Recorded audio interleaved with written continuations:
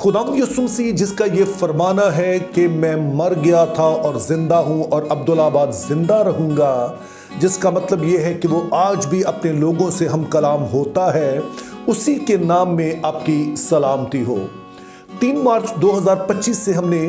एक स्टडी का सिलसिला शुरू किया है जिसमें हम उन तमाम बाइबल मुक़द्दस के हवाला जात पर गौर कर रहे हैं जहां पर रोज़े का जिक्र है, चाहे किसी ने रोज़ा रखा हो या फिर वैसे रोज़े के बारे में कोई बात कही गई हो। और अभी तक अहदे अतीक के बहुत सारे हवाला जात पर जहां पर रोज़े का जिक्र है उस पर हम गौर कर चुके हैं। और अभी हम दानियल की किताब पर गौर करेंगे कि दानियल की किताब में रोज़े से मुतालिक हमें क्या बताया गया है। तो अगर आप लफ्ज़ रोज़े की बात करें तो दानियल की किताब में सिर्फ ये एक ही दफ़ा ये लफ्ज़ इस्तेमाल हुआ है, यानी कि दानियल 9 बाब और उसकी 3री आयत में। ताहम बाज़ लोगों का ख्याल ये है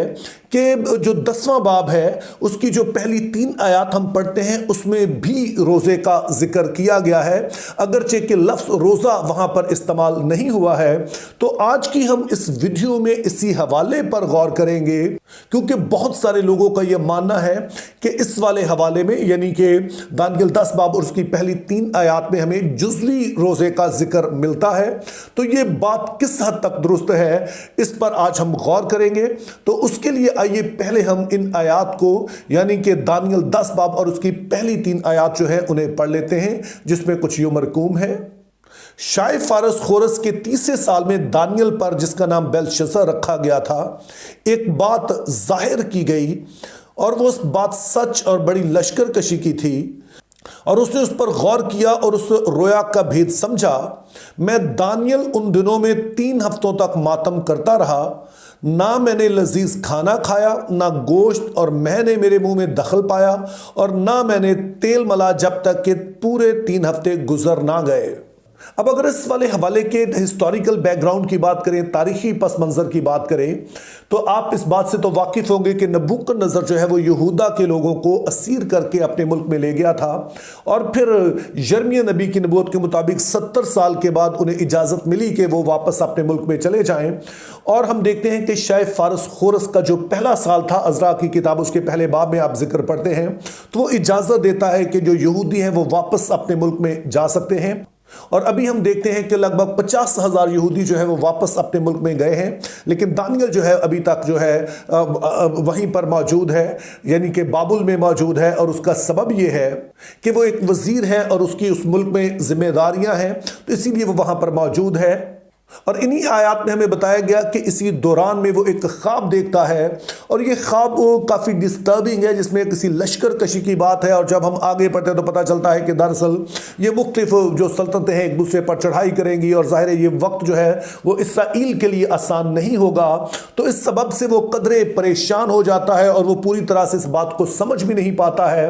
तो जो कुछ उसे समझ आई है कि ये कुछ वक्त उसके लोगों के लिए अच्छा नहीं है, और इसी के बारे में हमें बताया गया कि अगले 3 हफ्ते तक वो मातम करता रहता है। और इस मातम के दौरान किसी भी तरह की वो लजीज चीज़ जो है वो जो कहता है कि मेरे मुंह में उसे दखल नहीं पाया, बल्कि सादा ग़िज़ा खाता है, ताकि वो इस बात को जो है वो समझ सके कि जो कुछ उसने ख्वाब में देखा है दरअसल इसका मतलब क्या है।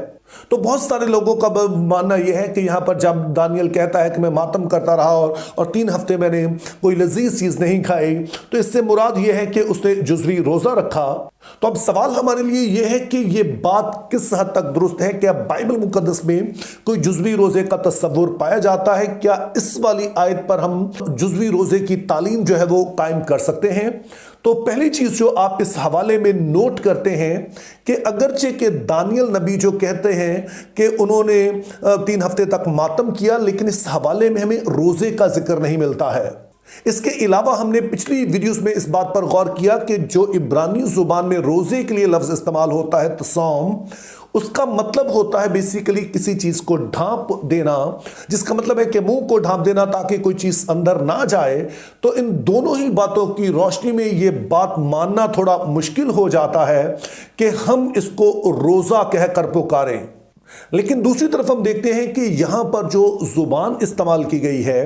वो आम तौर पर जो रोज़ा था उसके लिए इस्तेमाल की जाती थी। जैसे कि यहाँ पर लिखा है कि मैं 3 हफ्ते तक जो है वो मातम करता रहा, और इस हवाले के आखिर में हम पढ़ते हैं कि वो कहता है कि 3 हफ्ते तक मैंने तेल नहीं मला। तो हम देखते हैं कि जब लोग आमतौर पर मातम करते थे तो वो रोजा रखते थे और इसी तरह से वो सर पर तेल वगैरह नहीं डालते थे। जैसा कि आज भी हम देखते हैं कि अगर किसी के घर में फौतगी हो जाए तो वहां पर भी आमतौर पर लोग जो है वो कोशिश करते हैं कि वो साफ सुथरे कपड़े जो है वो ना पहने, वो आमतौर पर ज़मीन पर वो दरी वगैरह बिछा कर बैठें और इस दौरान जो है ख़वातीन हैं वो आमतौर पर मेकअप वगैरह नहीं करती हैं। तो आइडिया ये होता है कि इस बात को जाहिर करना कि वो दुख की हालत में हैं। तो इस तरह से हम देखते हैं कुछ ज़माने में जब लोग मातम करते तो रोज़ा रखते और साथ में हम इस बात को देखते हैं कि वो तेल वगैरह जो है वो नहीं मलते थे। तो इसी सेंस में बहुत सारों को कहना है कि अगरचे के लफ्ज़ जो है यहाँ पर रोज़ा इस्तेमाल नहीं हुआ, लेकिन जो सूरत हाल बताई गई है वो रोज़े से मिलती जुलती है। तो अब हम देखते हैं कि 2 तरह की सूरत हाल हमारे सामने आती है। पहले नंबर पर तो हम देख रहे हैं कि यहाँ पर इस हवाले में लफ्ज़ रोज़ा इस्तेमाल नहीं हुआ और फिर रोज़े का जो लफ्ज़ी मतलब है वो ढांपना है, जिसका मतलब है कि मुंह को ढांप लेना ताकि कोई चीज़ मुंह में ना जाए। और दानियल का कहना है कि अगरचे के किसी तरह की जो पुरलज़्ज़त ग़ज़ा है वो मेरे मुंह में उसने दखल नहीं पाया, लेकिन बहरहाल वो सादा ग़ज़ा सही लेकिन खा तो वो रहा है। तो जाहिर है कि इसका मतलब है कि जो टेक्निकल मानों में जो है ये रोज़ा नहीं है। लेकिन दूसरी तरफ हमने देखा है कि सूरत हाल जो बयान की गई है, यानी कि मातम करना और जो है वो तेल ना मलना, ये आम तौर पर रोज़े के साथ ये किया जाता था। तो जो लैंग्वेज है वो जाहिर है कि वो रोज़े वाली है। तो फिर अब हम किस वाली बात के साथ मुत्तफिक होंगे? अब जब इस तरह की हमारे पास सूरत हाल हो कि 2 तरह के आर्गूमेंट, जो दोनों ही जोरावर आर्गूमेंट हो, अच्छे आर्गूमेंट हो, वो हमारे सामने मौजूद हो और हमने किसी एक को चुनना हो, तो उसके लिए हम इस बात पर गौर करते हैं कि किस वाले आर्गूमेंट का जवाब हमारे पास मौजूद है, या हम एक कदरे जो होता है रीजनेबल, एक माकूल जवाब जो है हम दे सकते हैं। तो मेरे ख्याल में जो पहले वाला आर्गूमेंट है उसके हक में हमारे पास ज़्यादा मजबूत दलील मौजूद है, क्योंकि हम देखते हैं कि यहाँ पर दानियल के बारे में कि वो मातम करता है और इस मातम का इजहार जो है वो सादा ग़ज़ा खाकर करता है और साथ में तेल ना मल कर करता है। और दरअसल उस जमाने में ऐसा होता था कि अगरचे के लोग जब मातम करते थे तो वो साथ में बाज़ औक़ात रोज़ा भी रखते थे, लेकिन ये कोई शर्त नहीं थी कि अगर आप मातम कर रहे हैं तो लाजमी तौर पर आपने रोज़ा ही रखना है, बल्कि और मुख्तलिफ तरीके होते थे जिसके ज़रिए से वो अपने मातम का इजहार करते थे। मिसाल के तौर पे हम देखते हैं कि लोग इस दौरान जो है वो अपने ऊपर खाक डालते या फिर राख में बैठ जाते, टाट ओढ़ लेते। तो मुख्तलिफ तरीके होते थे जिसमें हम देखते हैं कि लोग जो है वो मातम का इजहार करते थे। तो इस तरह से हम देखते हैं कि रोज़ा अगरचे के मातम का एक अच्छा इजहार होता था, लेकिन ये लाजमी शर्त नहीं होती थी, और ऐसा ही कुछ हम यहाँ पर होता हुआ देखते हैं। और फिर एक और बात भी हमारे सामने आती है कि जो रोज़े के लिए एक दूसरा टेक्निकल लफ्ज़ इस्तेमाल होता था वो होता था अपनी जान को दुख देना।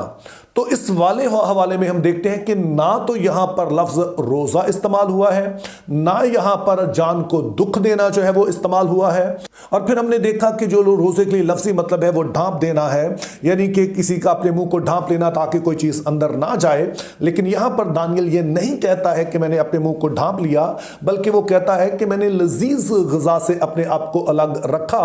तो ये तीनों ही बातें इस बात का सबूत है कि दानियल ने यहां पर कोई रोज़ा नहीं रखा है, और ना ही हमें किसी तरह से इसे जुज़वी रोज़ा कहना चाहिए, क्योंकि जब हम इस तरह की तालीम देना शुरू कर देते हैं तो ये फिर यहीं पर मामला नहीं रुकता है। फिर कुछ लोग जो है इसे समझते हैं कि हम अब फ़लाँ चीज़ से जी सिर्फ जो है वो रोज़ा रख लिया या फ़लाँ चीज़ का रोज़ा रख लिया।